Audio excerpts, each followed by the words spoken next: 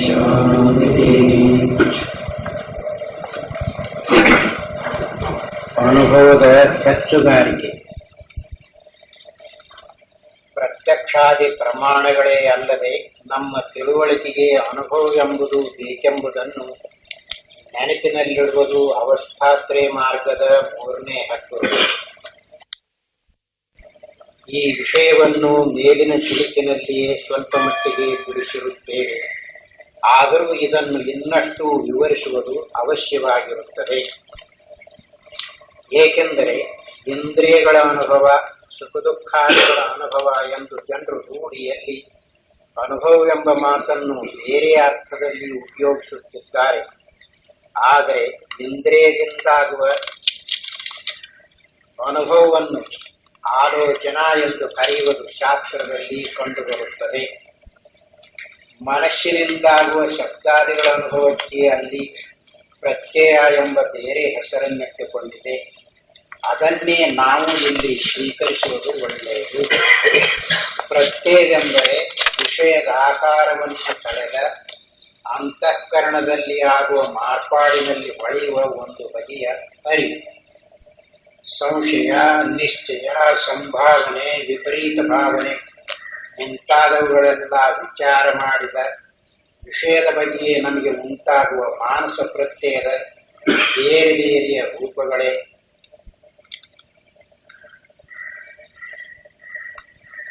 ವಿಷಯಗಳನ್ನು ತಿಳಿಯುವಾಗ ಇಂದ್ರಿಯಗಳಿಂದಲೂ ಮನಸ್ಸಿನಿಂದಲೂ ತಿಳಿದುಕೊಳ್ಳುತ್ತೇವೆ ಅನ್ನೋದು ಗೊತ್ತಾಗಿದೆ. ಇಂದ್ರಿಯಗಳ ವ್ಯವಹಾರವು ತನ್ನ ಒಂದೊಂದೇ ವಿಷಯವನ್ನು ಮಾತ್ರ ಅದು ತೋರಿಸ್ತಾ ಇದೆ. ಶ್ರೋತ್ರೇಂದ್ರಿಯವು ಶಬ್ದ ಮಾತ್ರವನ್ನು, ತ್ವಚೇಂದ್ರಿಯವು ಸ್ಪರ್ಶ ಮಾತ್ರವನ್ನು, ನೇತ್ರೇಂದ್ರಿಯವು ರೂಪ ಮಾತ್ರವನ್ನು, ಹೀಗೆಯೇ ರುಚಿ ಮತ್ತು ಗಂಧ 5 ಜ್ಞಾನೇಂದ್ರಿಯಗಳು ತಮ್ಮ ಒಂದೊಂದೇ ವಿಷಯವನ್ನು ತೋರಿಸುತ್ತಿವೆ. ಅವುಗಳ ಅನುಭವವಾಗುತ್ತಿದೆಯಲ್ಲ, ಅದನ್ನೆಲ್ಲ ಒಟ್ಟುಗೂಡಿಸಿ ಮನಸ್ಸಿಗೆ ಮುಟ್ಟುತ್ತಿದೆ. ಈ ಜ್ಞಾನೇಂದ್ರಿಯಗಳ ಹಿಂದೆ ಮನಸ್ಸು ಇದ್ದುಕೊಂಡಿದೆ. ಇವುಗಳನ್ನು ಒಟ್ಟುಗೂಡಿಸಿ ಮನಸ್ಸು ಅದು ಇಂಥದ್ದು ಅಂತ ತಿಳಿಸ್ತಾ ಇದೆ. ಬರೀ ಇಂದ್ರಿಯಗಳಿಗೆ ಇದು ಮಾವಿನ ಹಣ್ಣು, ಇದು ಸೇಬು ಹೀಗೆ ತಿಳಿಸುವ ಯೋಗ್ಯತೆ ಇಲ್ಲ. ಯಾಕೆ ಅಂದ್ರೆ ಒಂದೊಂದು ಇಂದ್ರಿಯಕ್ಕೆ ಒಂದೊಂದೇ ವಿಷಯ ಗೊತ್ತಾಗ್ತದೆ. ಹೀಗಿರುವುದರಿಂದ ಒಟ್ಟಾದ ವಿಷಯವನ್ನು ತಿಳಿದುಕೊಳ್ಳುವುದಕ್ಕೆ ಇಂದ್ರಿಯಗಳಲ್ಲಿ ಸಾಮರ್ಥ್ಯವಿಲ್ಲ. ಅದು ಅನುಭವಿಸಿ ಅಭ್ಯಾಸವಾಗಿರುವುದರಿಂದ ನೋಡಿದ ಕೂಡಲೇ ಮಾವಿನ ಹಣ್ಣು ಇದು ಕೆಟ್ಟೈತಿ, ಹುಳಿ ಐತಿ ಅಥವಾ ಸಿಹಿ ಐತಿ ಅಂತ ಹೀಗೆ ಕಲ್ಪನೆ ಬಂದು ಆದ್ರೆ ಹೀಗೆ ತಿಳಿದುಕೊಳ್ಳುವ ಬರೇ ಒಂದು ಇಂದ್ರಿಯಕ್ಕೆ ಗೊತ್ತಾಗಿಲ್ಲ, ಹಿಂದೆ ಆ ಮನಸ್ಸು ಇದ್ದುಕೊಂಡಿರುತ್ತದೆ. ಈ 5 ಇಂದ್ರಿಯಗಳ ವಿಷಯಗಳನ್ನು ಒಟ್ಟು ಕೂಡಿಸ್ತಾ ಇವೆ. ಈ ಇಂದ್ರಿಯಗಳು ಮನಸ್ಸಿಗೆ ಇವುಗಳನ್ನು ಮುಟ್ಟಿಸುತ್ತಿವೆ. ಹೊರಗಾದ ಅನುಭವವನ್ನು ಒಳಗೆ ಕಳಿಸುತ್ತಿವೆ. ಹೀಗೆ ಈ ಇಂದ್ರಿಯಗಳ ವ್ಯವಹಾರ ಇದ್ದುಕೊಂಡಿದೆ. ಇದರಲ್ಲಿ ಅನುಭವಿಸುವುದು ಹೇಗಿರುತ್ತೆ, ಅದಕ್ಕೆ ಸಂಬಂಧಪಟ್ಟ ಪ್ರತ್ಯಯಗಳು ಹೇಗೆ ಹೇಳುತ್ತಿವೆ ಅವುಗಳನ್ನು ತಿಳಿಯಬೇಕು. ಅನುಭವವೆಂದರೆ ಅನುಭವಿಸುವುದು ಮಾತ್ರ. ಅವುಗಳನ್ನು ಪ್ರಕಟ ಮಾಡುವುದಕ್ಕೆ ಅದರ ಸಂಬಂಧವಾದ ವೃತ್ತಿಗಳು ಅಥವಾ ಪ್ರತ್ಯಯಗಳು ಇದ್ದುಕೊಂಡಿವೆ. ಹಾಗೆ ಅಂದರೆ ಇದು ಶಬ್ದ ಅಂತ ಹೇಳುತ್ತಾನಲ್ಲ, ಕೇಳಿದಾಗ ಆಗುತ್ತಿದೆಯಲ್ಲ, ಅದು ಶಬ್ದದ ಅನುಭವ. ಇದನ್ನು ಶಬ್ದ ಅಂತ ತಿಳಿಸುವುದು ವೃತ್ತಿ. ಇದರಂತೆಯೇ ಕಣ್ಣಿನಿಂದ ರೂಪವನ್ನು ಅನುಭವಿಸ್ತಾ ಇದ್ದಾನೆ, ಅದನ್ನು ಪ್ರಕಟ ಮಾಡುವಾಗ ಇದು ರೂಪ ಅಂತ ಹೇಳುತ್ತಾರೆ. ತಿನ್ನುವಾಗ ಇರುವುದಿದೆಯಲ್ಲ, ಅದು ಅನುಭವ. ಅದನ್ನು ಪ್ರಕಟ ಮಾಡುವಾಗ ಸಿಹಿ, ಹುಳಿ, ಉಪ್ಪು, ಖಾರ, ವಿಷ ಅಂತ ಪ್ರತ್ಯಯ ಮಾಡಿಕೊಳ್ತಾ ಇದ್ದಾರೆ. ಇದರಂತೆಯೇ ಗಂಧದ ವಿಷಯದಲ್ಲಿಯೂ ಅನುಭವ ಆ ಇಂದ್ರಿಯಗಳ ಸಂಬಂಧದಿಂದ ಆಗುತ್ತಿದೆಯಲ್ಲ, ಅದು ಅಷ್ಟೇ. ಅದನ್ನು ಪ್ರಕಟ ಮಾಡುವುದಕ್ಕೆ ಒಂದೊಂದು ವೃತ್ತಿಗಳು ಇದ್ದುಕೊಂಡು ಆ ವೃತ್ತಿಯನ್ನೇ ವ್ಯವಹಾರದಲ್ಲಿ ಬಳಸ್ತಾ ಇದ್ದಾರೆ. ಬಳಸಿದಾಗ ಜನರಿಗೆ ಇದು ಇಂಥದ್ದು, ಇದು ಹೀಗೈತಿ ಅಂತ ಗೊತ್ತಾಗುತ್ತೆ. ಯಾಕೆಂದ್ರೆ ಅವರು ಅನುಭವಿಸಿರುವುದರಿಂದ.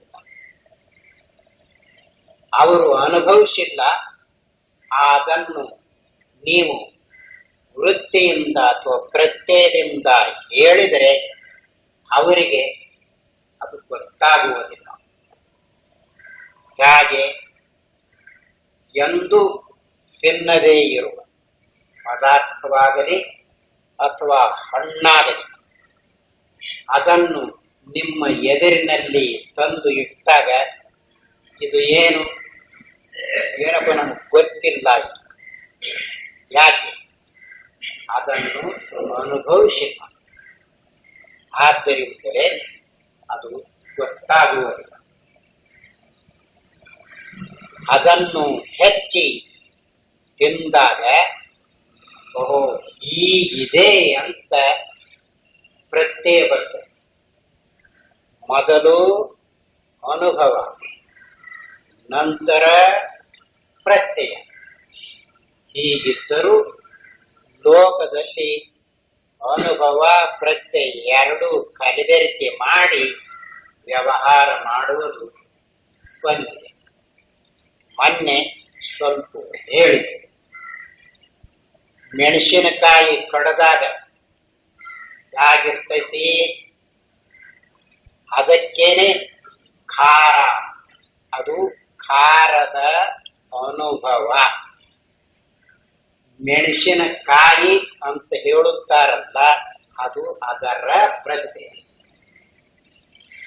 ವ್ಯವಹಾರದಲ್ಲಿ ಮೆಣಸಿನಕಾಯಿ ಅಂದ ಕೂಡಲೇನ ತಿಂದು ಅನುಭವಿಸಿ ಅಭ್ಯಾಸವಾಗಿರುವುದರಿಂದ ಗೊತ್ತಾಗಿದೆ. ಆದ್ರೆ ಹೊಸದಿದ್ರೆ ಗೊತ್ತಾಗುವುದು. ಇದರಿಂದ ಅನುಭವಕ್ಕೆ ಅನುಸರಿಸಿ ಪ್ರತ್ಯಯ ಹೀಗಿರುತ್ತೆ. ಇದನ್ನು ನೋಡಿಕೊಳ್ಳಬೇಕು. ಹಾಗೆಯೇ ಎರಡು ಕಲಬೆರಕೆಯ ರೂಪದಲ್ಲಿ ನಾವು ಇಟ್ಟುಕೊಂಡಿದ್ದೇವೆ. ಹೇಳಿದಾಗ ಹೌದು ಅಂತ ಅನಿಸ್ತಾ ಇದೆ. ತಿನ್ನುವಾಗ ಕಲ್ಲು ಸಕ್ಕರೆ ಹೇಗಿರುತ್ತಿದೆ, ಅದನ್ನು ಮಾತಿನಿಂದ ಹೇಳ್ರಿ. ಅನುಭವವನ್ನು ಮಾತಿನಿಂದ ಹೇಳುವುದಕ್ಕೆ ಬರುವುದಿಲ್ಲ. ಅದಕ್ಕೆ ಒಂದು ಪ್ರತ್ಯಯ ಗುರುತು ಮಾಡಿಕೊಂಡಿದ್ದಾರೆ. ಅದರಿಂದ ಹೇಳ್ತಾ ಇರು. ಕಲ್ಲು ಸಕ್ಕರೆ ಅಂದ್ರೆ ಹೇಗಿರ್ತೈತಿ? ಸಿಹಿಯಾಗಿರ್ತೈತಿ. ಸಿಹಿ ಅಂದ್ರೆ ಹೇಗಿರ್ತೈತಿ? ನೀವ ತಿಂದು ನೋಡ್ರಿ. ಮೆಣಸಿನಕಾಯಿ ಹೇಗಿರ್ತೈತಿ? ಖಾರವಾಗಿ ಇರ್ತೈತಿ. ಮೆಣಸಿನಕಾಯಿ ಅಂದಾಗ ಯಾರ್ದಾದ್ರು ನಾಲಿಗೆ ಉರಿತೈತ? ಉರಿಯುವುದು. ಮತ್ತ ಅದನ್ನ ತಿಂದಾಗ ಚುರು ಚುರು ಅಂತೈತಿ. ಚುರು ಚುರು ಅಂತೈತಿ ನೋಡು, ಅನುಭವ. ಅದನ್ನು ಪ್ರಕಟ ಮಾಡುವುದಕ್ಕಾಗಿ ಮೆಣಸಿನಕಾಯಿ, ಮೆಣಸಿನಕಾಳು ಹೀಗೆ ಹೇಳುವುದು ಒಂದು. ಆದ್ದರಿಂದ ಅದರ ಅನುಭವ, ಅದಕ್ಕೆ ಬೇಕಾಗಿರುವ ಪ್ರತ್ಯಯ. ಹೀಗೆ ಒಂದೊಂದು ಇಂದ್ರಿಯಗಳಿಗೆ ಒಂದೊಂದು ಪ್ರತ್ಯಯವು ಕೂಡಿಕೊಂಡು ಒಟ್ಟಾಗಿ ಮನಸ್ಸಿಗೆ ಕೊಡ್ತಾ ಇದೆ. ಅದನ್ನು ಆಲೋಚನಾ ಪ್ರತ್ಯಯ ಅಂತ ಹೇಳುವ ಪದ್ಧತಿ ಶಾಸ್ತ್ರದಲ್ಲಿ ಬಂದಿದೆ ಅಂತ ತೋರಿಸಿದೆ. ಇಂದ್ರಿಯಗಳ ಅನುಭವ, ಇಂದ್ರಿಯಗಳ ಅನುಭವಕ್ಕೆ ಸಹಾಯಕವಾಗಿ ಇದ್ದುಕೊಂಡಿರುವ ವೃತ್ತಿಗಳು ಅಥವಾ ಪ್ರತ್ಯಯಗಳು. ಇದು ಲೋಕದಲ್ಲಿ ಹೀಗಿದೆ. ಅದು ಹೊರಗಿನಿಂದ ಒಳಗೆ ಬರ್ತೈತಿ. ರೂಪ ನೋಡ್ತೈತಿ, ಒಳಗೆ ಹೋಗುತ್ತೆ. ಶಬ್ದ ಕೇಳ್ತೈತಿ, ಒಳಗೆ ಹೋಗ್ತೈತಿ. ರುಚಿ ನೋಡ್ತೈತಿ, ಒಳಗೆ ಹೋಗ್ತೈತಿ. ಹೀಗೆಲ್ಲ ಹೊರಗಿದ್ದು ಒಳಗೆ ಅಂದ್ರೆ ಮನಸ್ಸು ಅದನ್ನೆಲ್ಲ ಕೂಡಿಸಿ ಮಾವಿನ ಹಣ್ಣು ಅಂತ ಹೇಳ್ತದೆ. ಒಂದೇ ಇಂದ್ರಿಯದಿಂದ ಮಾವಿನ ಹಣ್ಣು ಅಂತ ಗೊತ್ತಾಗುವುದಿಲ್ಲ. ಕಿವಿಗೆ ಶಬ್ದ ಮಾತ್ರ, ತ್ವಚೇಂದ್ರಿಯಕ್ಕೆ ಸ್ಪರ್ಶ ಮಾತ್ರ, ಕಣ್ಣಿಗೆ ರೂಪ ಮಾತ್ರ, ನಾಲಿಗೆಗೆ ರುಚಿ ಮಾತ್ರ, ಘ್ರಾಣೇಂದ್ರಿಯಕ್ಕೆ ಗಂಧ ಮಾತ್ರ. ಹೀಗೆ ಮಾವಿನ ಹಣ್ಣು ಅನ್ನುವಾಗ ಅದು ಇಷ್ಟು ಕೂಡಿಕೊಂಡು ಮಾವಿನ ಹಣ್ಣು ಅಂತ ಈ ಮನಸ್ಸಿಗೆಲ್ಲ ತಯಾರು ಮಾಡಿಕೊಂಡಿದೆ. ಆದ್ದರಿಂದ ಈ ವೃತ್ತಿಗಳನ್ನೆಲ್ಲ ಕೂಡಿಸಿಕೊಂಡಿರುವುದು ಮನಸ್ಸು. ಈ ಮನಸ್ಸಿದೆಯಲ್ಲ, ಅದು ಸರಿಯಾಗಿ ಇರುವಂತೆ ಗ್ರಹಣ ಮಾಡಿತು ಅಂದ್ರೆ ಅದು ಸರಿಯಾದ ಜ್ಞಾನ ಅಂತ ಹೇಳಿಸಿಕೊಳ್ಳುತ್ತೆ. ಅದರಲ್ಲಿ ಸರಿಯಾಗಿ ಕೂಡಿಸದೆ ಇದ್ರ ಅದಕ್ಕ ಭ್ರಾಂತಿ ಜ್ಞಾನ ಅಂತ ಕರೆಯುತ್ತಾರೆ. ದಾರಿ ಹಿಡಿದು ಹೋಗುವಾಗ ಉದ್ದಕ ಐತಿ, ಇಂಥ ರೂಪ ಐತಿ ಅಂತ ಕಣ್ಣು ತೋರಿಸ್ತೈತಿ. ಹೀಗಿರ್ಬೇಕಾದ್ರೆ ಅದು ಹಾಗಿರ್ಬೇಕು ಅಂತ ಹೇಳ್ತಾರೆ. ಉದ್ದಕ ಇರುವುದು ಆ ರೂಪ. ಎರಡು ಸರಿಯಾಗಿ ಮನಸ್ಸು ಕೂಡಿಸಲಿಲ್ಲ. ಕೂಡಿಸ್ತಾ ಇರುವುದರಿಂದ ಭ್ರಾಂತಿ ಅಂತ ತಂದುಕೊಳ್ಳುತ್ತೆ. ಅದನ್ನೇ ಮತ್ತೆ ತಿರುಗಿ ಬೆಳಕಾಕಿ ನೋಡಿದಾಗ ಅದೇ ಕಣ್ಣು ನೋಡ್ತಾ ಇರುವುದು ಉದ್ದಕ್ಕೆ ಇದೆ, ಇಂಥ ರೂಪ ಐತಿ. ಆ ನಂತರ ಮನಸ್ಸು ಹಗ್ಗ ಅದು ಅಂತ ನಿರ್ಣಯ ಮಾಡ್ತಾರೆ. ಆದ್ದರಿಂದ ಈ ಭ್ರಾಂತಿ ಇರುವುದು ಯಾವುದರಲ್ಲಿ? ಬುದ್ಧಿಯಲ್ಲಿ ನಿರ್ಣಯ ಮಾಡ್ತೈತಿ ನೋಡು. ಇಂದ್ರಿಯಗಳು ತೋರಿಸಿದ್ದನ್ನು ನಿರ್ಣಯ ಮಾಡ್ತದೆ. ಆ ನಿರ್ಣಯ ಮಾಡುವಾಗ ತಪ್ಪು ಮಾಡಿತು ಭ್ರಾಂತಿ ಅಂತ, ಸರಿಯಾಗಿ ಮಾಡಿತು ಸರಿಯಾದ ಜ್ಞಾನ ಅಂತ, ಸಮ್ಯಕ್ ಜ್ಞಾನ. ಹೀಗೆ ಇವುಗಳ ವ್ಯವಹಾರ ಇದ್ದುಕೊಂಡಿದೆ.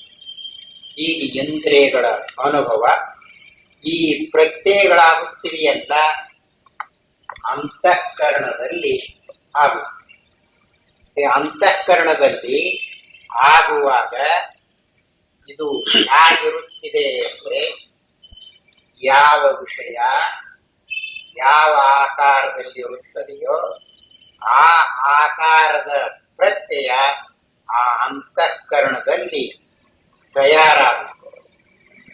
ಅದನ್ನು ಇದು ಇಂಥದ್ದು ಅಂತ ತಿಳಿಸ್ತಾ ಇದೆಯಲ್ಲ ಅದನ್ನು ಪ್ರತ್ಯಯದ ಅರಿವು ಅಂತ ಕರೆಯುವ ರೂಢಿ ಬಂದಿದೆ. ಇದು ಮನಸ್ಸು ಯಾವ ವಿಷಯವು ಹೇಗಿರುತ್ತದೆಯೋ ಹಾಗೆ ಆಕಾರವನ್ನು ಹೊಂದದಿದ್ದರೆ ಅದು ತಿಳಿದು ಬರುವುದಿಲ್ಲ. ಆದ್ದರಿಂದಲೇ ಮನಸ್ಸು ಆ ವಿಷಯವು ಹೇಗಿರುತ್ತದೆಯೋ ಅದರ ಸಮಾನವಾದ ಆಕಾರವನ್ನು ಹೊಂದಿತು ಅಂದ್ರೆ ಅದು ಸರಿಯಾಗಿ ಐತಿ ಅಂತ ಹಿಡಿದುಕೊಳ್ಳುತ್ತದೆ.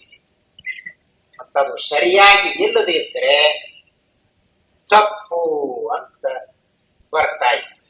ಹೀಗಿದ್ದುಕೊಂಡಿದೆ ಈ ವ್ಯವಹಾರ. ಆದ್ದರಿಂದಲೇ ಇಲ್ಲಿ ಇಂದ್ರಿಯಗಳ ಸಂಬಂಧದಿಂದ ಆಗುವುದನ್ನು ಆಲೋಚನಾಮಿತ್ತ ಶಾಸ್ತ್ರದಲ್ಲಿ ಕರೆಯುತ್ತಿದೆ. ಮನಸ್ಸಿನಿಂದಾಗುವ ಶಬ್ದಾದಿಗಳ ಅನುಭವ ಇದೆಯಲ್ಲ ಅದನ್ನು ಪ್ರತ್ಯಯ ಅಂತ ಇಷ್ಟು ಶಬ್ದ, ಸ್ಪರ್ಶ, ರೂಪ, ರಸ, ಗಂಧ ಇವುಗಳನ್ನು ಕೂಡಿಸಿಕೊಂಡು ಅದು ಹಿಡಿದುಕೊಳ್ಳುತ್ತಿದೆ. ಆದ್ದರಿಂದಲೇ ಅದಕ್ಕೆ ಪ್ರತ್ಯಯ ಅಂತ ಕರೆಯುತ್ತಾರೆ. ಪ್ರತ್ಯಯ ಅಂದ್ರೆ ಯಾವ ವಿಷಯವು ಹೇಗಿದೆಯೋ ಅದರ ಸಮಾನಾಕಾರವನ್ನು ಅಂತಃಕರಣದಲ್ಲಿ ಅಥವಾ ಮನಸ್ಸಿನಲ್ಲಿ ಹೊಂದಿಕೊಂಡಿರುವ ಒಂದು ಪ್ರಕಾರದ ಅರಿವು. ಪ್ರತ್ಯಯನೂ ಅಂತಾರ, ಅರಿವು ಅಂತಾರ. ಇದು ವ್ಯವಹಾರದ ಅರಿವು ಹೀಗಿದ್ದುಕೊಂಡಿದೆ. ಇನ್ನು ಮನಸ್ಸು ಅಂತ ಇದೆಯಲ್ಲ, ಮನಸ್ಸಿನಲ್ಲಿ ಸುಖದ ದುಃಖದ ಅನುಭವ ಆಗುತ್ತಿದೆ. ಅದನ್ನು ಹಿಂದೆ ಇಂದ್ರಿಯಗಳ ಅನುಭವ ಆಗಿ ಅದರ ಸಂಬಂಧವಾದ ಪ್ರತ್ಯಯ ಮನಸ್ಸಿನಲ್ಲಿ ಬಂದಿದೆಯಲ್ಲ, ಅದರಂತೆಯೇ ಮನಸ್ಸಿನಲ್ಲಿ ಆಗುವ ಸುಖ ದುಃಖಾದಿಗಳ ಅನುಭವ ಆಗುತ್ತದೆ. ಅದರ ಸಂಬಂಧವಾದ ಪ್ರತ್ಯಯಗಳು ಬರುತ್ತವೆ. ಇದರಲ್ಲಿ ಮನಸ್ಸಿನ ಅನುಭವ ಅಂತ ಹೇಳುವಾಗ ಅನುಭವಿಸುವುದಷ್ಟೇ. ಯಾವುದಾದ್ರೂ ಅನುಭವ ಅಂತ ಬರ್ತೈತಲ್ಲ ಅದು ಅನುಭವಿಸುವುದಷ್ಟೇ ಇರ್ತೈತಿ. ಅದನ್ನು ಪ್ರಕಟ ಮಾಡುವುದಕ್ಕೆ ಪ್ರತ್ಯಯ ಅಥವಾ ವೃತ್ತಿ ಅಂತ ಕರೆಯುತ್ತಾರೆ. ಸುಖ ಅಂತ ಈಗ ಹೇಳುವಾಗ ಸುಖ ಹೇಗಿರ್ತೈತಿ, ಅನುಭವಿಸುವಾಗ ಹೇಗಿರ್ತೈತಿ ನೋಡು, ಹಾಗಿರ್ತೈತಿ. ಅದು ಸುಖದ ಅನುಭವ. ಅದನ್ನು ಪ್ರಕಟ ಮಾಡುವುದಕ್ಕಾಗಿ ಸುಖದ ಪ್ರತ್ಯಯವನ್ನು ಸುಖ ಅಂತ ಹೇಳುವುದ. ದುಃಖದ ಅನುಭವವಾಗುತ್ತಿದೆಯಲ್ಲ, ಅದು ಅನುಭವವಾಗುವಾಗ ಹೇಗಿರ್ತೈತಿ ನೋಡು, ಹಾಗಿರುತ್ತೆ. ಹುಡುಗರು ಹುಣ್ಣು ಅದು ಆದಾಗ, ಬಟ್ಟೆ ಮುರಿಯುವಾಗ ಬಟ್ಟೆ ನೋಸ್ತೈತಿ ಅಂತ ಹೇಳ್ತಾರ.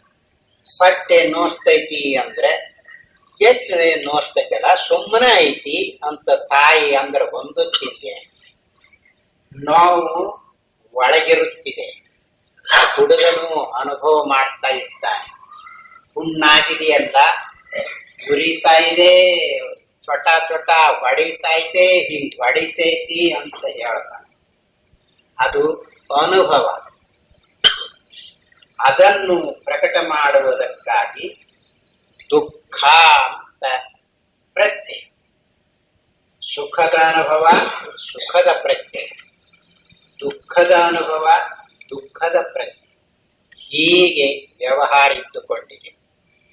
ಇದರ ವಿಂಗಡ ಗೊತ್ತಾಗದೆ ಇರುವಾಗ ಅನುಭವ ಪ್ರತ್ಯಯ ಎರಡೂ ಕಲಬೆರಕೆ ಮಾಡಿಕೊಂಡು ಸುಖ ದುಃಖ ಅಂತ ಹೀಗೆ ಹೇಳ್ತಾ ಇರ್ತಾರೆ.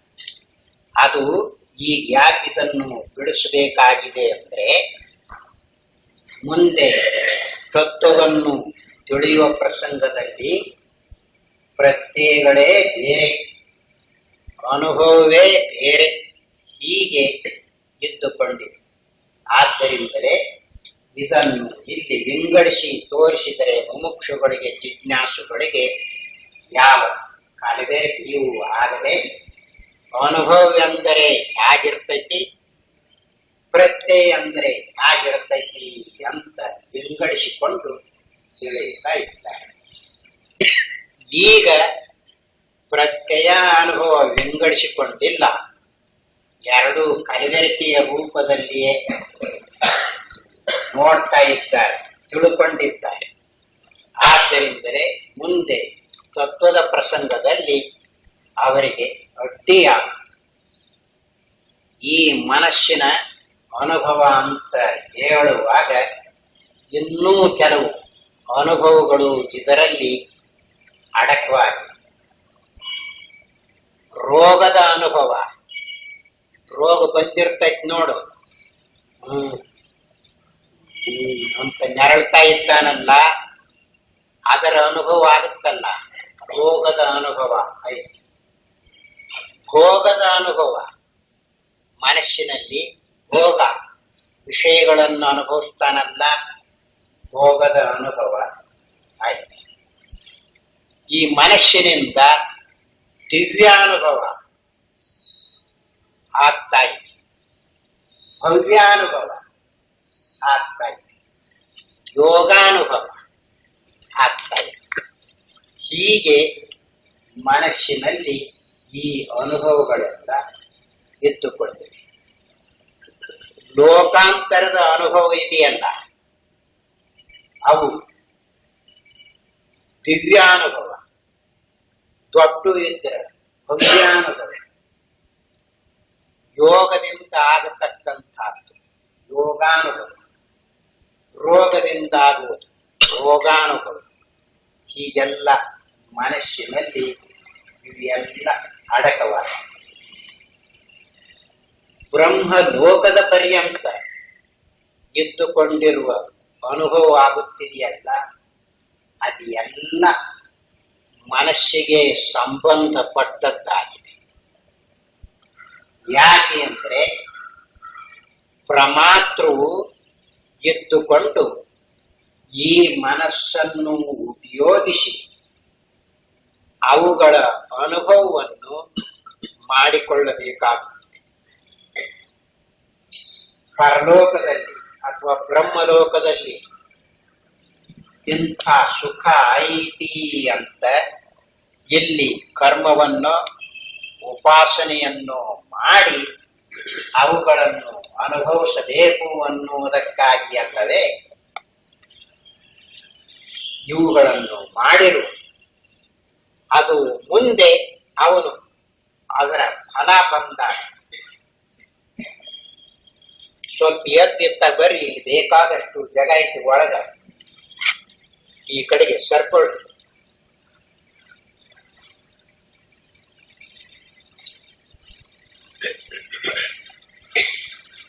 ಇವುಗಳನ್ನು ಮನಸ್ಸಿನ ಅನುಭವ ಅಂತ ಕರೆಯುತ್ತಾರೆ.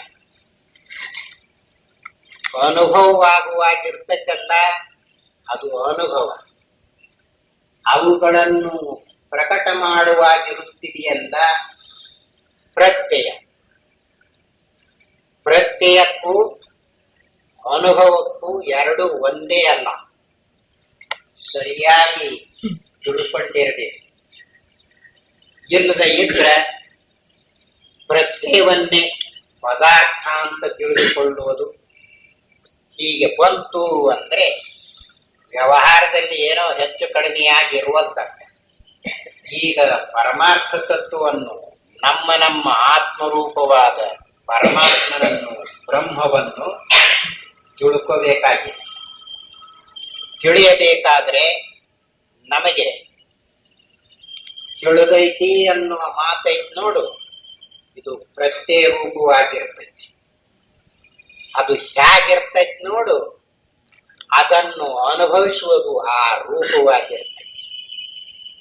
ಆದ್ದರಿಂದಲೇ ಅನುಭವ ಬೇರೆ, ಪ್ರತ್ಯಯ ಬೇರೆ. ಈಗ ಈ ಮನಸ್ಸಿನ ಅನುಭವವು ಹೀಗೆ ಬೇರೆ ಬೇರೆಯಾಗಿದ್ದುಕೊಂಡಿರುತ್ತಿದೆಯಲ್ಲ, ಇದರಲ್ಲಿ ಮನಸ್ಸಿಗೆ ಸಂಶಯ ಬರ್ತದಲ್ಲ, ಅದು ನಿಶ್ಚಯವಾಗುತ್ತಿದೆಯಲ್ಲ, ಸಂಭಾವನೆ ಹೀಗಿರಬಹುದು ಅಂತ ಸಂಭಾವನೆ ಬರುತ್ತಿದೆಯಲ್ಲ, ಅದು ವಿಪರೀತ ಭಾವನೆ. ಒಂದು ರೂಪವಾಗಿದ್ದು ಇನ್ನೊಂದು ರೂಪವಾಗಿ ತಿಳಿದುಕೊಳ್ಳುತ್ತಾನಲ್ಲ, ಅದು. ಇವೆಲ್ಲ ವಿಚಾರ ಮಾಡಿದ ವಿಷಯದ ಬಗೆಗೆ ನಮಗೆ ಉಂಟಾಗುವ ಮಾನಸ ಪ್ರತ್ಯಯದ ಬೇರೆ ಬೇರೆಯ ರೂಪಗಳು. ಇವುಗಳನ್ನು ಪ್ರತ್ಯಯ ಪ್ರತ್ಯಯ ಅಂತ ಕರೀತಾ ಇದ್ದಾರೆ. ಸಂಶಯವಾಗುತ್ತಿದೆಯಲ್ಲ, ಸಂಶಯವಾಗುವಾಗ ಹೇಗಿರ್ತೈತಿ? ಅದು ಅನುಭವ.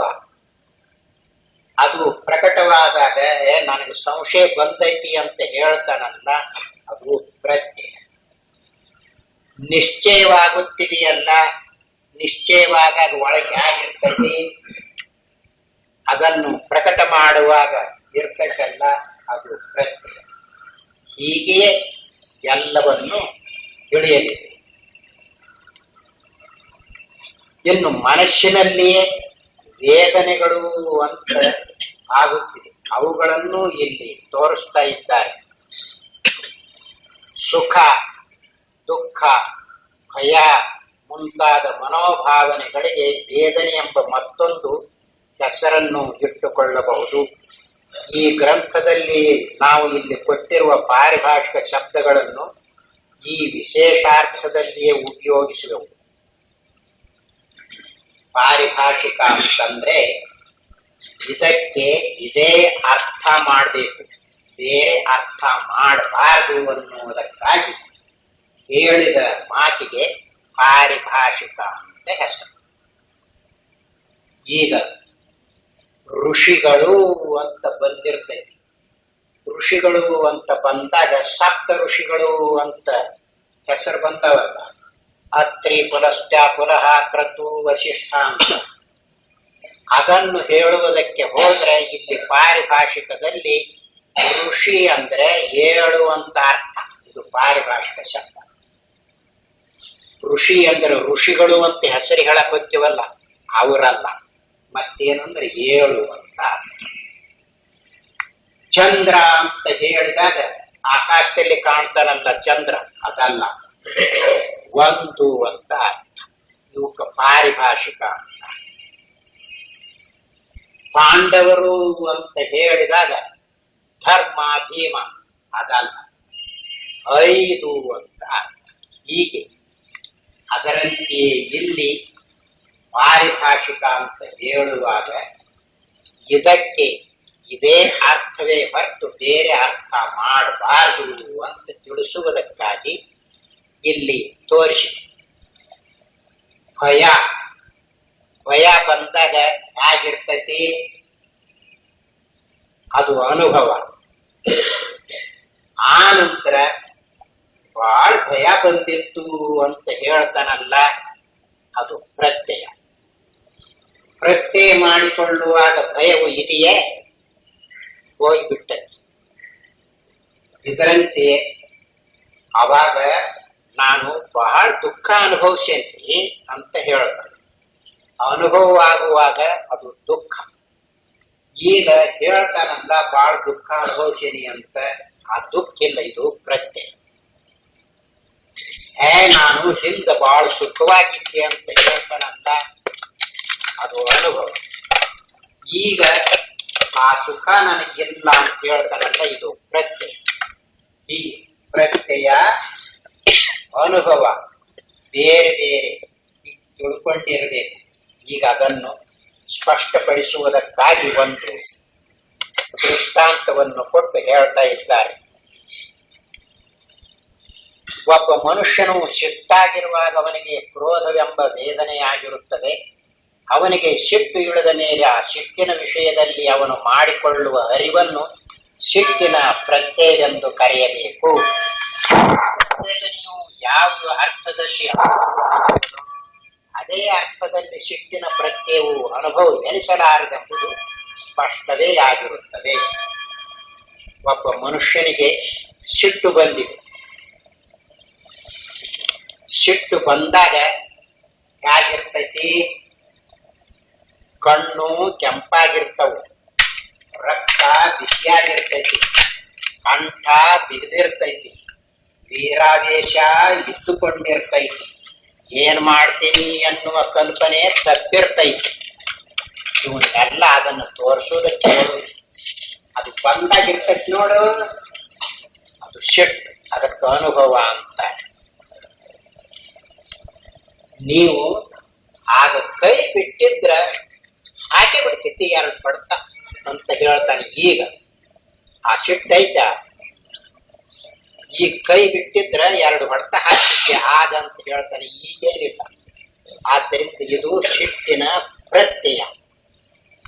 ಅವಾಗಿರುವುದು ಬಂದಾಗಿರ್ತೈತಿ ನೋಡು, ಅದು ಅನುಭವ. ಈಗ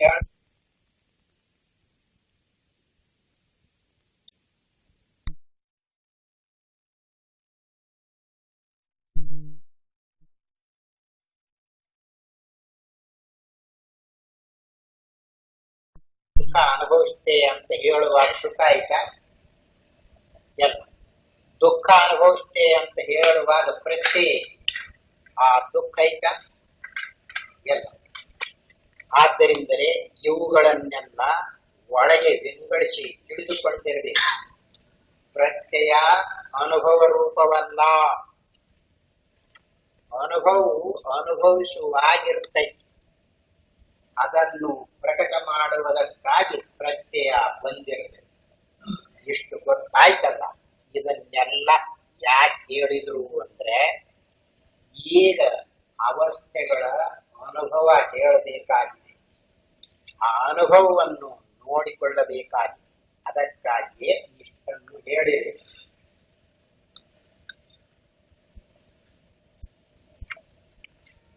ಒಂದೊಂದು ಅನುಭವಕ್ಕೂ ಒಂದೊಂದು ಬೇರೆ ಹೆಸರಿದ್ದರೆ ವಿಚಾರಕ್ಕೆ ಅನುಕೂಲವಾಗುತ್ತಿದೆ. ಈಗ ನಾವು ಹೇಳುವುದಕ್ಕೆ ಹೊರಟಿರುವ ಅನುಭವವು ಆಲೋಚನವೂ ಅಲ್ಲ, ಪ್ರತ್ಯವೂ ಅಲ್ಲ, ವೇದನೆಯೂ ಅಲ್ಲ. ನಾವು ಎಚ್ಚೆತ್ತಿರುವಾಗ ಪ್ರಮಾಣಗಳಿಂದ ಹೊರಗಿನ ವಸ್ತುಗಳನ್ನು ಅರಿತು ಅವುಗಳಿಂದಾಗುವ ಸುಖ ದುಃಖಾದಿಗಳನ್ನು ಅನುಭವಿಸುತ್ತಿರುವಷ್ಟೇ.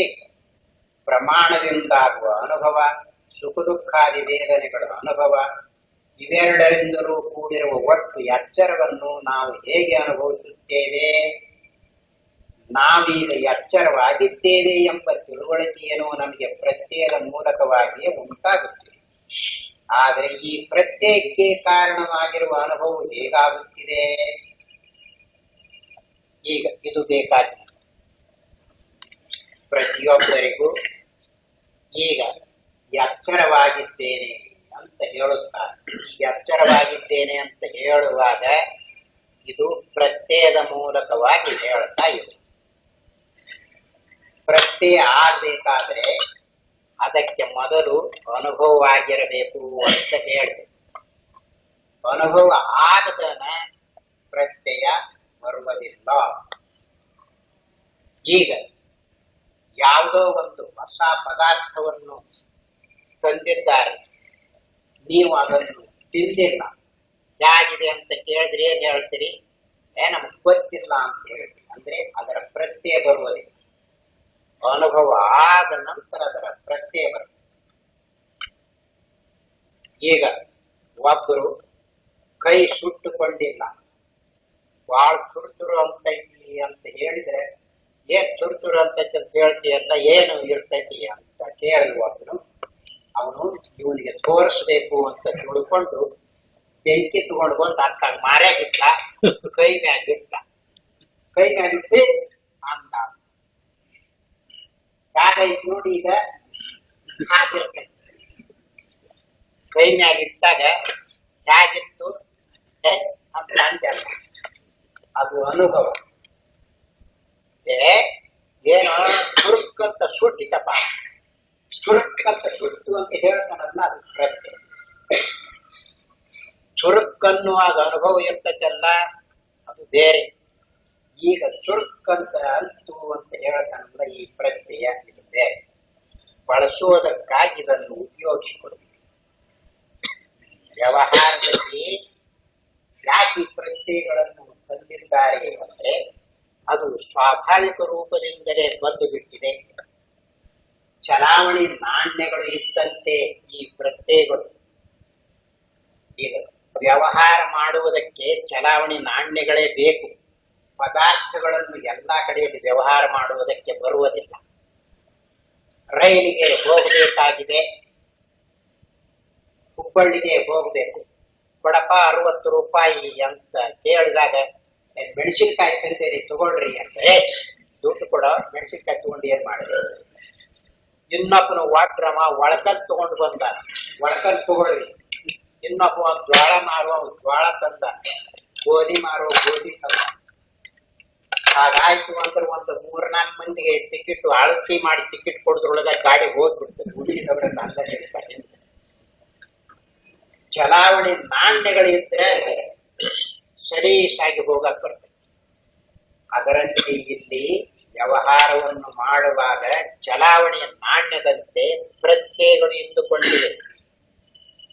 ಈಗ ನೀವು ಪ್ರತ್ಯಯಗಳ ಮೂಲಕವಾಗಿಯೇ ನಾನು ಹಿಂದ ಸುಖ ಅನುಭವಿಸ್ತೆ, ದುಃಖ ಅನುಭವಿಸ್ತೆ, ಅಥವಾ ಬಹಳ ಸಿಟ್ಟು ಬಂದಿತ್ತು ಅಂತ ಪ್ರತ್ಯಯದ ಮೂಲಕ ವ್ಯವಹಾರ ಮಾಡ್ತಾ ಇದ್ದೀವಿ. ಈಗ ನಾವು ಎಚ್ಚರವಾಗಿದ್ದೇವೆ ಅಂತ ಹೇಳ್ತೇವಲ್ಲ, ಪ್ರತ್ಯಯದ ಮೂಲಕವಾಗಿ ಹೇಳ್ತೇವೆ. ಈ ಪ್ರತ್ಯಯ ಬರಬೇಕಾದ್ರೆ ನಮಗೆ ಅನುಭವ ಆಗಿದೆ. ಹಾಗಾದ್ರೆ ಎಚ್ಚರದ ಅನುಭವ ಯಾವುದರಿಂದ ಆಗೈತಿ? ಅದು ಬೇಕಾಗಿದೆ. ಯಾಚ್ಚರದೇನಿ ಅಂತ ಗೊತ್ತಾಗ್ಬಿಟ್ಟಿದೆ ಜನರಿಂದ. ಯಾಚ್ಚರ ಅಂತ ಕರೀತಾ ಇದ್ದಾರೆ. ಇದು ಪ್ರತ್ಯಯ. ಮತ್ತೆ ಪ್ರತ್ಯಯ ಬರಬೇಕಾದ್ರೆ ಅನುಭವ ಹೇಗಾಗೈತಿ? ಈಗ ಒಂದು ಕನಸು ಕಂಡೆ ಅಂತ ಎಚ್ಚರಕ್ಕೆ ಬಂದ ನಂತರ ಹೇಳ್ತೀವಿ, ಅದು ಪ್ರತ್ಯಯ. ಅನುಭವ ಎಚ್ಚರಕ್ಕೆ ಬಂದ ನಂತರ ಏನ್ ನಿದ್ರೆ ಮಾಡಿದೆ ಅಂತ ಹೇಳ್ತೀವಿ. ನಿದ್ರೆ ಮಾಡಿದೆ ಅಂತ ಹೇಳುವುದು ಪ್ರತ್ಯಯ. ಅದರ ಅನುಭವ ಹೇಗಿರ್ತತಿ?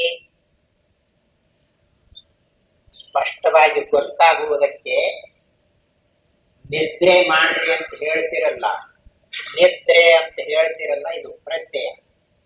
ಹಾಗಾದ್ರೆ ಈ ಪ್ರತ್ಯಯಕ್ಕೆ ಅನುಭವ ಆಗಿರ್ಬೇಕಲ್ಲ. ಹೇಗಿರ್ತತಿ ಅನುಭವ? ಅವಾಗ ಮಾಡುವಾಗ ಹೇಗಿತ್ತು ನೋಡು, ಆಗಿರ್ತದೆ. ಅದಕ್ಕೆ ಅನುಭವ ಅಂತ. ನಿದ್ರೆ ಅಂತ ಹೇಳುದು ಪ್ರತ್ಯಯ ಅಂತ. ಈ ಪ್ರತ್ಯಯಕ್ಕೂ ಮಾಡುವುದಕ್ಕೂ ಏನ್ ಸಂಬಂಧ? ನಿದ್ರೆ ಅಂತ ಹೇಳಿದ ಕೂಡಿನ ನಿದ್ರೆ ಅನುಭವ ಬರ್ತದೆ? ಇಲ್ಲ, ಪ್ರತ್ಯಯ ಬರ್ತದೆ. ಅನುಭವ ಅವಾಗ ಇರುವಾಗಿತ್ತಲ್ಲ. ಹಾಗೆ ಕನಸು ಅಂತ ಹೇಳ್ತಾ ಇದ್ದೀರಲ್ಲ, ಕನಸು ಅಂತ ಹೇಳುದು ಪ್ರತ್ಯಯದ ಮೂಲಕವಾಗಿ ಹೇಳ್ತೀವಿ. ಅದು ಇರುವಾಗ ಹೇಗೈತಿ? ಅವಾಗ ಇರುವಾಗ ಹೇಗಿತ್ತು ನೋಡು, ಹಾಗೆ. ಅದರಂತೆ ಈಗ ಎಚ್ಚರ ಇದೇನಿ ಅಂತ ಹೇಳ್ತೀನಿ, ಪ್ರತ್ಯಯದ ಮೂಲಕವಾಗಿ ಹೇಳ್ತೀನಿ. ಇದರ ಅನುಭವ ಹೇಗಾಗಿದೆ? ಅನುಭವ ಆಗದ ಪ್ರತ್ಯಯ ಬಂದಕ ಎಲ್ಲ. ಆದ್ದರಿಂದಲೇ ಅನುಭವ ಆಗಿದೆ. ಇದನ್ನು ನೋಡಿಕೊಳ್ಳುವುದಕ್ಕೆ ನಾವು ಎಲ್ಲಿ ತಪ್ಪುತ್ತೇವೆ ಅಂದ್ರೆ, ಎಚ್ಚರದಾಗ ನಿಂತುಕೊಂಡು ಈ ಪ್ರಮಾತ್ರದ ನೋಡು, ಇವನು ಬುದ್ಧಿ ಉಪಯೋಗಿಸಿ ಅನುಭವ ಅಂದ್ರ ಹೀಗೆ ಮಾಡಕ್ ಹೋಗ್ತ ಅವನಿಗೆ ಗೊತ್ತಾಗುತ್ತಿದೆ. ಎಚ್ಚರದ ಒಳಗೆ ಇದ್ದುಕೊಂಡಿರುವ ಪ್ರಮಾತ್ರ ಬುದ್ಧಿಯನ್ನು ಉಪಯೋಗಿಸಿ ನೋಡುವುದಕ್ಕೋದ್ರ ಎಚ್ಚರದ ಅನುಭವ ಗೊತ್ತಾಗುತ್ತಿದೆಯೇ? ಅನುಭವ ಅಂದರೆ ಅನುಭವಿಸುವುದು ಮಾತ್ರ, ನೆನಪಿರಲಿ. ನಿದ್ರೆ ಪ್ರತ್ಯಯ ಹೇಳ್ತೀವಿ, ಅನುಭವ ಅನುಭವಿಸುವಾಗಿರ್ತೈತಿ ನೋಡು, ಅಷ್ಟು. ಪ್ರತಿಯೊಂದು ಹಾಗೆ ಅನುಭವಿಸುವಾಗಿರ್ತಕ್ಕಲ್ಲ. ಅದಕ್ಕಾಗಿಯೇ ಎಚ್ಚರದ ಅನುಭವ, ಕನಸಿನ ಅನುಭವ, ನಿದ್ರೆ ಅನುಭವ ಅಂತ ಹೇಳುವಾಗ ನಾವು ಈಗೇನ್ ನೋಡ್ಕೊಂತೀವಿ? ಪ್ರತ್ಯಯಗಳನ್ನು ಇಟ್ಕೊಂತೀವಿ. ಪ್ರತ್ಯಯಗಳಿಂದ ಎಚ್ಚರ ಕನಸು ನಿದ್ರೆ ಅಂತ ಸಲೀಸಾಗಿ ಹೇಳ್ತಾ ಇದ್ದೀವಿ. ಆದ್ರೆ ಅನುಭವ ಹೇಗಾಗೈತಿ? ಎಚ್ಚರವನ್ನು ಇಂದ್ರಿಯಕರಣಗಳಿಂದ ಅನುಭವ ಮಾಡುವುದಕ್ಕೆ ಬರುತ್ತಿದೆಯೇ? ಕನಸನ್ನು ಇಂದ್ರಿಯಕರಣಗಳಿಂದ ಅನುಭವಿಸುವುದಕ್ಕೆ ಬರುತ್ತಿದೆಯೇ? ನಿದ್ರೆಯನ್ನು ಇಂದ್ರಿಯಕರಣಗಳಿಂದ ಅನುಭವಿಸುವುದಕ್ಕೆ ಬರುತ್ತಿದೆಯೇ? ಬರುವುದಿಲ್ಲ. ಹಾಗಾದ್ರೆ ಅನುಭವ ಅಂದ್ರೆ ಹೇಗಿರ್ತತಿ? ಅವುಗಳು ಅನುಭವ ಹೇಗಿರ್ತತಿ ನೋಡು, ಹಾಗಿರ್ತದೆ. ಲೋಕದಲ್ಲಿರುವ ವಿಷಯಗಳನ್ನೇ ಅನುಭವ ಮಾಡುವಾಗ ಹೇಗಿರ್ತತಿ ಅಂದ್ರ ಪ್ರತ್ಯಯದ ಮೂಲಕವಾಗಿ ಹೇಳಿದ್ರೆ ಹೊಂದುವುದಿಲ್ಲ. ಅನುಭವಿಸುವಾಗ ಹೇಗಿರ್ತತಿ ನೋಡು, ಅದು ಅಷ್ಟೇ. ಅದರ ಮೇಲೆ ಮಾತು ನಡೆಯುವುದಿಲ್ಲ. ಸುಖ ಅಂತ ಹೇಳುವಾಗ ಹೇಗಿರ್ತತಿ ಸುಖ? ಸುಖ ಅಂತ ಈಗ ಹೇಳ್ತೀರಲ್ಲ ಪ್ರತ್ಯಯ, ಅದು ಅನುಭವಿಸುವಾಗ ಹೇಗಿರ್ತತಿ? ಹಾಗಿರ್ತದೆ. ಅದು ಅನುಭವ. ಪ್ರತಿಯೊಂದೆಲ್ಲ ಹಾಗೆಯೇ. ಆದ್ದರಿಂದಲೇ ಇಲ್ಲಿ ಅನುಭವ ಅಂತ ಹೇಳುವಾಗ ಪರಮಾರ್ಥ ತತ್ವವನ್ನು ತಿಳಿದುಕೊಳ್ಳುವುದಕ್ಕೆ ಈ ಅನುಭವ ಬೇಕಾಗಿದೆ. ಆದ್ದರಿಂದಲೇ ಈ ಪ್ರತ್ಯಯಗಳನ್ನು ಕೈಬಿಟ್ಟು ಅನುಭವದಿಂದ ನೋಡಿಕೊಳ್ಳುವುದಕ್ಕೆ ಬರಲಿ ಅನ್ನುವುದಕ್ಕಾಗಿ ಇಲ್ಲಿ ಅನುಭವದ ನೆತ್ತುಗಾರಿಕೆ ಎಂಬ ಮೂರನೇ ಹಗ್ಗುರುತನ್ನು ಹೇಳ್ತಾ ಇದೆ. ಸಿಟ್ಟಿನ ಪ್ರತ್ಯಯಕ್ಕೆ ಸಿಟ್ಟಿನ ವೇದನೆಯು ಮೂಲವಾಗಿರುವಂತೆ ಎಚ್ಚರವೆಂಬ ಪ್ರತ್ಯಯಕ್ಕೆ ಮೂಲವಾಗಿರುವ ಎಚ್ಚರದ ಅನುಭವ ಹೇಗಾಗುತ್ತಿದೆ? ಇದನ್ನು ನಾವು ಚೆನ್ನಾಗಿ ಮನಸ್ಸಿಗೆ ತಂದುಕೊಳ್ಳಬೇಕು.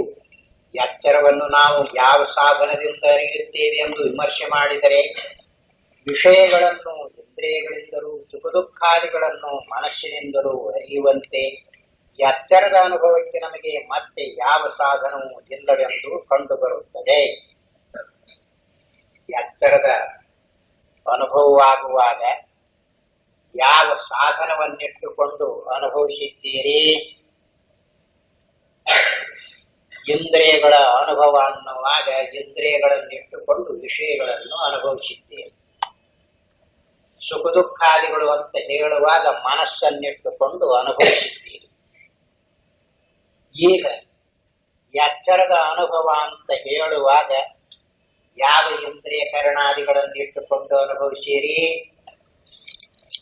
ಇಂದ್ರಿಯ ಕರಣಾದಿಗಳನ್ನು ಇಟ್ಟುಕೊಂಡರೆ ಅದರ ಅನುಭವ ಆಗುತ್ತಿದೆಯೇ? ಆದ್ದರಿಂದಲೇ ಇದು ಬಹಳ ಮುಖ್ಯವಾದ ವಿಷಯ. ಸರಿಯಾಗಿ ನೋಡಿಕೊಂಡು ನಿರ್ಣಯ ಮಾಡಬೇಕು ಅನ್ನುವುದಕ್ಕಾಗಿ ಇಲ್ಲಿ ಹೇಳಿರುವುದು. ನಮ್ಮ ಕನಸನ್ನು ನಿದ್ರೆಯನ್ನು ಹೇಗೆ ನೇರಾಗಿಯೇ ಯಾವ ಇಂದ್ರಿಯಾಧಿಕರಣಗಳ ಸಹಾಯವೂ ಇಲ್ಲದೆ ಅನುಭವಿಸಿದವೋ ಅದರಂತೆಯೇ ಎಚ್ಚರವನ್ನು ನೇರಾಗಿಯೇ ಮತ್ತೊಂದು ಕರ್ಣದ ಬೈಕಿ ಇಲ್ಲದೆಯೇ ಅನುಭವಿಸುತ್ತೇವೆ ಅಂದರೆ ನೇರಾಗಿ ಅನುಭವಿಸುವುದು ಅಂತ ಹೇಳುವಾಗ ಶಾಸ್ತ್ರದಲ್ಲಿ ಸಾಕ್ಷಿ ಅಂತ ಇದನ್ನು ಪ್ರಯೋಗ ಮಾಡಿರುತ್ತದೆ.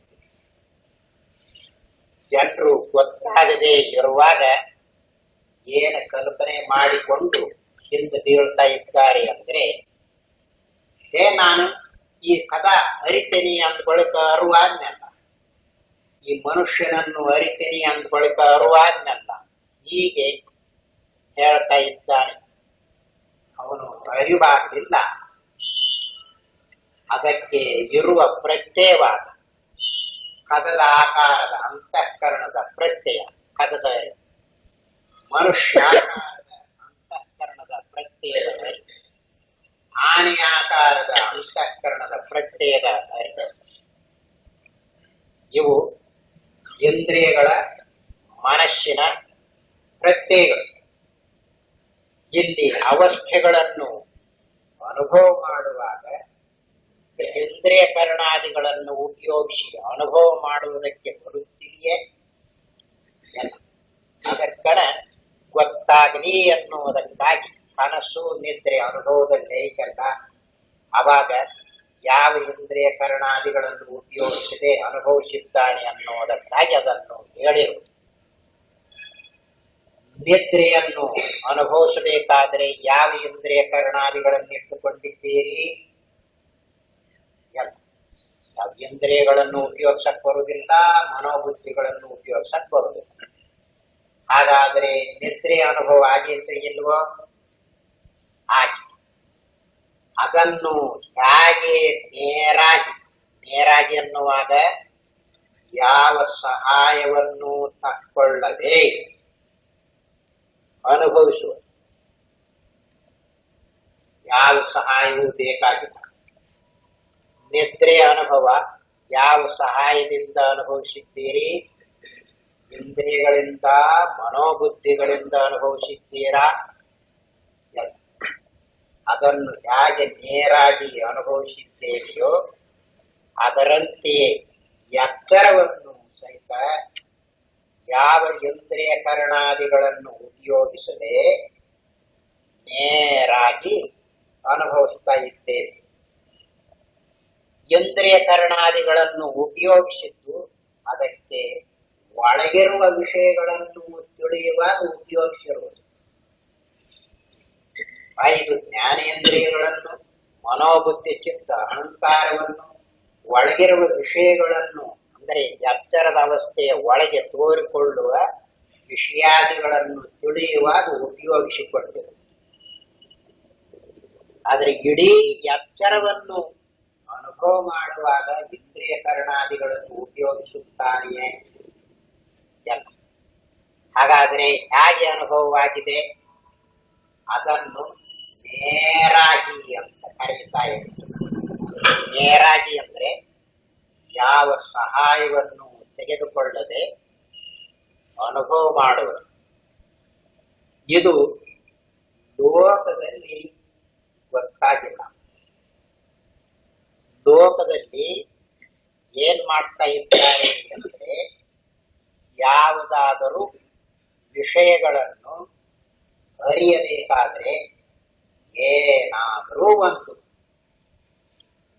ಕರ್ಣವನ್ನು, ಇಂದ್ರಿಯಗಳನ್ನು ಉಪಯೋಗಿಸಿಯೇ ತಿಳಿದುಕೊಂಡು ಅಭ್ಯಾಸ. ಶಬ್ದ, ಸ್ಪರ್ಶ, ರೂಪ, ರಸ, ಗಂಧ ಇವುಗಳನ್ನು ತಿಳಿಯುವಾಗ ಇಂದ್ರಿಯಗಳನ್ನು ಉಪಯೋಗಿಸ್ತಾ ಇದ್ದಾರೆ.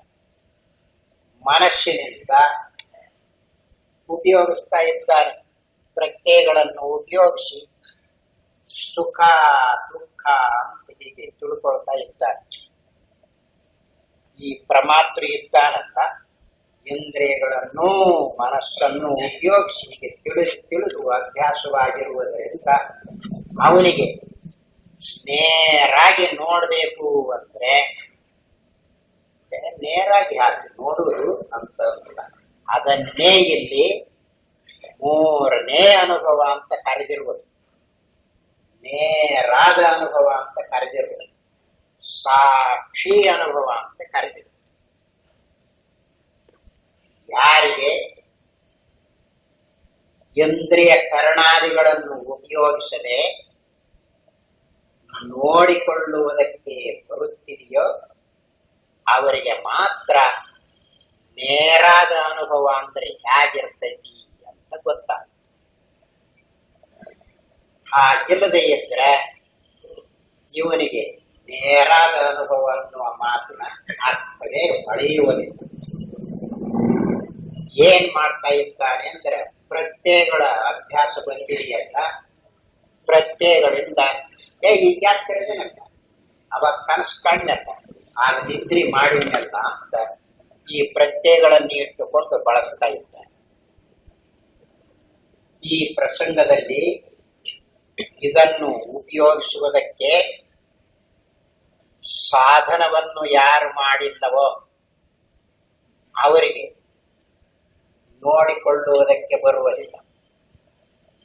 ಅದು ಏನಾಗಿದೆ ಅಂದ್ರೆ ಬರೀ ವಿಚಾರದಿಂದ ತಿಳಿಯುವುದಕ್ಕೆ ಬರ್ತೈತಿ, ವಿಚಾರದಿಂದ ತಿಳಿಯುವುದಕ್ಕೆ ಬರ್ತೈತಿ ಅಂತ ಹೇಳಿದಾಗ ಅವನು ಜನ್ಮಾಂತರದಲ್ಲಿ ಮಾಡಿಕೊಂಡು ಬಂದಿರುವ ಸುಕೃತದ ವಿಶೇಷತ್ವದಿಂದ ಈಗ ಈ ಇಂದ್ರಿಯ ಕರ್ಣಾದಿಗಳನ್ನು ಉಪಯೋಗಿಸದೆ ಅನುಭವದಿಂದ ನೋಡುವುದಕ್ಕೆ ತಯಾರಿಲ್ಲ. ಶಾಸ್ತ್ರದಲ್ಲಿ ಸಾಂಖ್ಯ ದೃಷ್ಟಿ ಅಂತ ಹೇಳುದು. ಈಗ ಬಂದಿರುವುದು ಅವಸ್ಥಾತ್ರೆಯ ದೃಷ್ಟಿ ಅಂತ ಹೇಳುದು. ಅದು ಇಂದ್ರಿಯ ಕರ್ಣಾದಿಗಳನ್ನು ಉಪಯೋಗಿಸಿ ಅಭ್ಯಾಸವಾದವರಿಗೆ ಇದು ಬರುವುದಿಲ್ಲ. ಆದ್ರೆ ನಮಗೆ ತಿಳಿಯದೇ ಅನುಭವ ಮಾತ್ರ ಇದ್ದುಕೊಂಡು ಅದೇನೋ ಸಲೀಸಾಗಿ ಆಯ್ತು. ಯಾಕೆ ಅಂದ್ರೆ ನಿದ್ರೆ ವಿಷಯವನ್ನು ಹೇಳುವಾಗ ನಿದ್ರೆಯನ್ನು ನಾವು ನೇರಾಗಿ ಅನುಭವ ಮಾಡಿದ್ದೇವೋ ಇಲ್ವೋ? ಯಾಕೆಂದ್ರೆ ನಿದ್ರೆಯಲ್ಲಿ ಇಂದ್ರಿಯಗಳಾಗಲಿ ಮನೋಬುದ್ಧಿಗಳಾಗಲಿ ಇಲ್ಲ ಅನ್ನೋದು ಗೊತ್ತಾಗಿಲ್ಲ. ಮತ್ತು ಇಂದ್ರಿಯಗಳು ಮನೋಬುದ್ಧಿಗಳು ಇಲ್ಲದಿದ್ದರೂ ನಿದ್ರೆ ಅನುಭವ ಆಗೈತೆ ಇಲ್ವೋ? ಹಾಗೆ ಈಗ ತಿಳಿಸುವುದಕ್ಕೆ ಅದನ್ನು ನಿದ್ರೆ ಅನ್ನುವ ಪ್ರತ್ಯಯ ಇಟ್ಟುಕೊಂಡು ಹೇಳ್ತೈತಿ, ನೆನಪಿನಲ್ಲಿರಲಿ. ಯಾಕೆ ಅಂದ್ರೆ ನಿದ್ರೆ ಅಂತ ಹೇಳುವ ಮಾತು ಪ್ರತ್ಯಯದಿಂದ. ಈ ಪ್ರತ್ಯಯ ಬರ್ಬೇಕಾದ್ರೆ ಹೇಗಿರ್ತೈತಿ ಅನುಭವ ಆಗುವಾಗ ಹೇಗಿರ್ತೈತಿ ನೋಡು, ಹಾಗಿರ್ತೈತಿ. ಅದನ್ನು ತಿಳಿಸುವುದಕ್ಕಾಗಿ ನಿದ್ರೆ ಅಂತ ಈ ಪ್ರತ್ಯಯದ ಮೂಲಕವಾಗಿ ಹೇಳ್ತಾ ಇದ್ದಾರೆ. ಆದ್ದರಿಂದ ಅಲ್ಲಿ ಯಾವುದನ್ನು ಉಪಯೋಗಿಸದೆ ನೇರಾಗಿ ಅನುಭವ ಮಾಡಿದ್ದಾರೆ. ನೇರಾಗಿ ಅನುಭವ ಮಾಡೋದು ಹೇಗಿರ್ತೈತಿ, ಅದು ಇರುವಾಗ ಹೇಗಿರ್ತೈತಿ ನೋಡಿಕೊಳ್ರಿ. ಅದು ಇರುವಾಗ ಹೇಗಿರ್ತೈತಿ ನೋಡು, ಅದನ್ನ ನೋಡಿಕೊಂಡ್ರೆ ಅದಕ್ಕೆ ನೇರಾಗಿ ಅಂತ ಕರೀತಾರೆ, ನೇರಾದ ಅನುಭವ ಅಂತ ಕರೀತಾರೆ. ಅದನ್ನೇ ಇಲ್ಲಿ ಈಗ ಅವಸ್ಥೆಯನ್ನು ಎಚ್ಚರವನ್ನು ತಿಳಿಯುವಾಗಲೂ ಅದೇ ಅನುಭವದಿಂದ ಅನುಭವಿಸಿರುವುದು. ಕನಸಿನ ಅನುಭವವು ಅದರಿಂದಲೇ ಆಗಿರುವುದು. ಆ ಅನುಭವವು ಆಗಿರುವುದರಿಂದಲೇ ನಮಗೆ ಈಗ ಎಚ್ಚರದಲ್ಲಿ ಪ್ರಮಾತೃ ಪ್ರಮಾಣ ಪ್ರಮೇಯ ಅಂತ ಇವುಗಳನ್ನು ಇಟ್ಟುಕೊಂಡು ಇಡೀ ಅವಸ್ಥೆಯನ್ನು ಅನುಭವ ಮಾಡಿರುವುದು ಎಚ್ಚರ ಅಂತ ಹೇಳುವುದು ಪ್ರತ್ಯಯ. ಅನುಭವ ಅದು ಪ್ರತ್ಯೇಕ ಅನುಭವಿಸುವುದು ಮಾತ್ರ. ಅದು ಈಗ ನಮಗೆ ಕನಸು ಬಂದಾಗ ಎಚ್ಚರ ಇರುತ್ತಿದೆಯೇ, ನಿದ್ರೆ ಹತ್ತಿದಾಗ ಎಚ್ಚರ ಇರುತ್ತಿದೆಯೇ? ಇಲ್ಲ ಅಂತ ಹೇಳ್ತೀವಿ. ಇಲ್ಲ ಅಂತ ಹೇಳುವಾಗ ಯಾವುದರಿಂದ ನೋಡಿರಿ? ಅನುಭವದಿಂದ ನೋಡಿರಿ. ಇಲ್ಲದನ್ನು ಯಾವ ಅನುಭವದಿಂದ ನೋಡಿರೋ ಇರುವಾಗಲೂ ಅದೇ ಅನುಭವದಿಂದ ನೋಡಿರಿ. ನಿನ್ನೆ ಹೇಳಿದೆ ಅದನ್ನು. ಪುಸ್ತಕ ಕಣ್ಣಿಗೆ ಕಾಣಿಸ್ತಾ ಇದೆ, ಅದು ಇಲ್ಲದಾಗ ನೋಡಿ ಪುಸ್ತಕ ಇತ್ತಲ್ಲ ಎಲ್ಲಿ ಹೋಯ್ತು ಅಂತ ಕೇಳ್ತಿರಲ್ಲ. ಕೇಳುವಾಗ ಯಾವುದರಿಂದ ನೋಡ್ತೀರಿ? ಕಣ್ಣಿನಿಂದ. ಹಾಗಾದ್ರೆ ಪುಸ್ತಕ ಇಲ್ಲದ್ದು ಕಣ್ಣಿನಿಂದ ಗೊತ್ತಾಗಿದೆ, ಇರುವಾಗ ಅದರಿಂದಲೇ ಗೊತ್ತಾಗಿದೆ. ಇದು ತಿಳಿತಲ್ಲ. ಇದರಂತೆಯೇ ನಿದ್ರೆ ಇರುವಾಗ ಎಚ್ಚರ ಇದ್ದೇ ಇಲ್ಲ. ಇಲ್ಲ ಅನ್ನುವುದನ್ನು ಯಾವುದರಿಂದ ಅನುಭವ ಮಾಡಿರಿ? ಇರುವಾಗ ಅದರಿಂದಲೇ ಅನುಭವವಾಗಿದೆ. ನಾವು ಅದು ಗೊತ್ತಿದ್ದ ಇರುವಾಗ ಇಂದ್ರಿಯಗಳ ಮನಸ್ಸೋ ಬುದ್ಧಿಗಳು, ಇಂದ್ರಿಯಗಳ ಮನಸ್ಸೋ ಬುದ್ಧಿ ಅವಸ್ಥೆ ಒಳಗಿರುವ ಪದಾರ್ಥವನ್ನು ತೋರಿಸ್ತಾ ಇದೆ. ಅವಸ್ಥೆಯನ್ನು ತೋರಿಸುವ ಯೋಗ್ಯತೆ ಇವುಗಳಿಗೆಲ್ಲ. ಆದ್ದರಿಂದಲೇ ಶಾಸ್ತ್ರದಲ್ಲಿ ವೈಶ್ವಾನರ ಅಂತ ಹೇಳಿದೆ. ನೀನು ವ್ಯಾಪಕ ರೂಪನಾದ ಆತ್ಮನಾಗಿದ್ದೀಯೇ, ಸಾಕ್ಷಿಯಾಗಿದ್ದೀಯೇ ಅಂತ ಹೇಳ ಅದನ್ನು ತಿಳಿಸುವುದಕ್ಕೆ. ಆದ್ದರಿಂದ ನಾವು ಈಗ ನೋಡುವಾಗ ಹೇಗೆ ನೋಡಬೇಕು? ಇಂದ್ರಿಯಗಳ ಮನಸ್ಸಿನ ವ್ಯವಹಾರವನ್ನು ಬಿಡಿಸ್ಕೋಬೇಕು. ಇವುಗಳನ್ನು ಬಿಡಿಸಿಕೊಂಡಾಗ ಅನುಭವದಿಂದ ನೋಡಿದ್ದು ಗೊತ್ತಾಗ್ತದೆ. ಶಾಸ್ತ್ರದಲ್ಲಿ ಯಾರಿಗೆ ಅಂತರ್ಮುಖತ್ವವು ಬಂದಿದೆಯೋ ಅವರಿಗೆ ತತ್ವವನ್ನು ತಿಳಿಯುವುದಕ್ಕೆ ಸಾಧ್ಯವಾಗುತ್ತಿದೆ ಅಂತ ಹೇಳಿ. ಅಂತರ್ಮುಖತ್ವ ಅಂದ್ರೆ ಇಂದ್ರಿಯಗಳನ್ನು ಮನೋಬುದ್ಧಿಗಳನ್ನು ಇಟ್ಟಿರುವುದು. ಇವ ಇಂದ್ರಿಯಗಳು ಮನೋಬುದ್ಧಿಗಳು ಹೊರಗೆ ನೋಡ್ತಿರ್ತವೆ. ಹಾಗೆ ಕಳ್ಳರು ಕೂತುಕೊಂಡಿರುವಾಗ ಯಾರಿಗಿಟ್ಟಾಗ ಲಕ್ಷ್ಯ ಆಗಿರ್ತೈತಿ, ಆವಾಗ ಕಾಲನ್ನು ಎತ್ತುಕೊಂಡು ಹೋಗುವುದಕ್ಕೆ ಅನುಕೂಲ ಆಗುತ್ತಂತ ಅವರು ಏಕಾಗ್ರತೆಯಿಂದ ಇದ್ದಾಗ ನೋಡುವುದನ್ನು ನಾವು ನೋಡ್ತಿರ್ತಾನೆ. ಹೀಗೆ ಹಾಗೆ ಎಲ್ಲಿ ನಾವು ಕಳ್ಳತನದಿಂದ ಇಂದ್ರಿಯಗಳನ್ನು ಮನೋಬುದ್ಧಿಗಳನ್ನು ಇಟ್ಟುಕೊಂಡ್ರೆ ಇಡೀ ಅವಸ್ಥೆಯನ್ನು ಅನುಭವಿಸುವುದಕ್ಕೆ ಬರುತ್ತಿದೆಯೇ ಎಲ್ಲ. ಆದ್ದರಿಂದಲೇ ಇಂದ್ರಿಯಗಳನ್ನು ಮನೋಬುದ್ಧಿಗಳನ್ನು ಯಾರು ಬಿಡಿಸಿಕೊಳ್ಳುತ್ತಾರೆಯೋ ಅವರಿಗೆ ಅಂತರ್ಮುಖತ್ವ ಬರ್ತೈತಿ, ಅಥವಾ ನೇರಾಗಿ ನೋಡುವುದಕ್ಕೆ ಬರ್ತೈತಿ, ಸಾಕ್ಷಿಯಾಗಿ ನೋಡ್ತಾರ ಅಂತ ಹೇಳಿ. ಹೀಗೆ ಬರಬೇಕಾದ್ರೆ ಇವನು ಸಾಧನವನ್ನು ಮಾಡದೆ ಇಂದ್ರಿಯ ಮನೋಬುದ್ಧಿಗಳ ವ್ಯವಹಾರವನ್ನು ಬಿಡಿಸಿಕೊಳ್ಳದೆ ಎತ್ತರ ಯಾಕೆ ನೋಡ್ತಾನೆ? ನೋಡಕ್ ಬರುತ್ತೆ. ಆದ್ರೆ ನಿದ್ರೆಯ ಅನುಭವ ಹೇಳಿದ್ದಲ್ಲ, ಅಲ್ಲಿ ಇಂದ್ರಿಯಗಳ ವ್ಯವಹಾರವಿಲ್ಲ, ಮನೋಬುದ್ಧಿಗಳ ವ್ಯವಹಾರವಿಲ್ಲ. ಅನುಭವ ಆಗಿತ್ತು ಇದು ಹಾಗೆ. ಅದರಂತೆ ಇದು ಅನುಭವ ಆಗುವಾಗ ಇಂದ್ರಿಯಗಳ ಮನೋಬುದ್ಧಿಗಳ ವ್ಯವಹಾರಗಳು ಅದಕ್ಕ ಎಚ್ಚರಕ್ಕೂ ಕನಸಿಗೂ ನಿದ್ರೆಗೂ ಎಲ್ಲಕ್ಕೂ ಒಂದೇ ಅನುಭವ.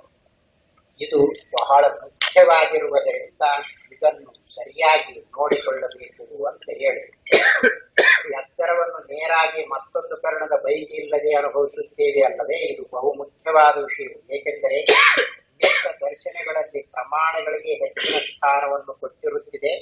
ಆದರೆ ವೇದಾಂತದಲ್ಲಿ ಅನುಸರಿಸಿರುವ ಅವಸ್ಥಾತ್ರೆಯ ಪ್ರಕ್ರಿಯೆಯಲ್ಲಿ ಪ್ರಮಾಣಕ್ಕೂ ತಡಹಡಿಯಾದ ಈ ಅನುಭವವನ್ನೇ ನಮಗಿರುವ ತಿಳುವಳಿಕೆಯ ಸಾಧನಗಳಲ್ಲೆಲ್ಲ ಹೆಚ್ಚಿನದನ್ನು ಎಣಿಸಲಾಗಿರುತ್ತದೆ. ಉಳಿದವರು ಪ್ರಮಾಣಗಳು ಅಂದರೆ ಇಂದ್ರಿಯ ಕರಣಾದಿಗಳನ್ನು ಎತ್ತುಕೊಂಡು ವಿಷಯಗಳನ್ನು ತಿಳಿಯುವುದಕ್ಕೆ ಹೋಗಿದ್ದಾರೆ. ಆದರೆ ಇಲ್ಲಿ ಅವಸ್ಥಾತ್ರಯದ ವಿಚಾರದಲ್ಲಿ ಈ ಅನುಭವ ತೋರಿಸ್ತಾ ಇದೆ. ಆದ್ದರಿಂದ ಯಾರಿಗೆ ಈ ಅನುಭವ ಅನ್ನೋದು ಯಾಗಿರ್ತೈತಿ ಅಂತ ಗೊತ್ತಾಯ್ತೋ ಅವರಿಗೆ ಸರಿದಾರ ಮಾಡೋಕ್ಕೆ ಬರ್ತೈತಿ. ಮತ್ತೆ ಗೊತ್ತಾಗಿದ್ರೆ ಬೇಕಾದಷ್ಟು ದಿವಸಕ್ಕೆ ಹೇಳಿ. ಅದು ಹೇಳುವಾಗ ನೀನೇ ಪರಮಾತ್ಮನಿದ್ದೀಯೆ, ಬ್ರಹ್ಮನಿದ್ದೀಯೆ, ಅವನಿದ್ದೀಯೆ, ಕಿಮ್ಮನಿದ್ದೀಯೆ ಹೀಗೆ ಹೇಳಿದಾಗ ನನಗ ಬ್ರಹ್ಮ ಅಂತ ಹೇಳಿದಾರೆ ಇಷ್ಟು ಅನಿಸ್ತೈತಿ. ನಿನಗ ಬ್ರಹ್ಮ ಅಂತ ಹೇಳಿದ್ರು, ಆದ್ರೆ ನಿನಗ ಇಂದ್ರಿಯ ಕರ್ಣಾದಿಗಳನ್ನು ಬಿಟ್ಟು ಅದರಲ್ಲಿ ನಿಲುಗಡೆ ಬಂದಿದೆಯೇ ಬಂದ್ರೆ ಪರವಾಗಿಲ್ಲ, ಬರದೇ ಇದ್ರೆ ಮತ್ತು ಇಲ್ಲೇ ಇರುವುದ ಶರೀರೇಂದ್ರಿಯಾದಿಗಳು.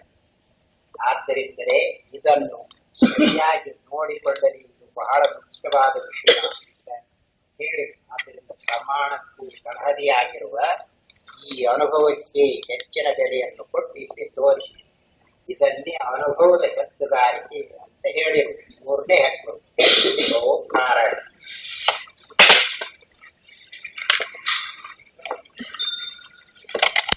ಅನುಭವದಲ್ಲಿ ಪರ್ಯವಸಾನವಾಗಿದೆ. ಮತ್ತ ನೋಡಿಕೊಂಡ್ರೆ ಸಾರ್ವತ್ರಿಕ ರೂಪವಾದ ಅನುಭವವೇ ಇರಬೇಕು.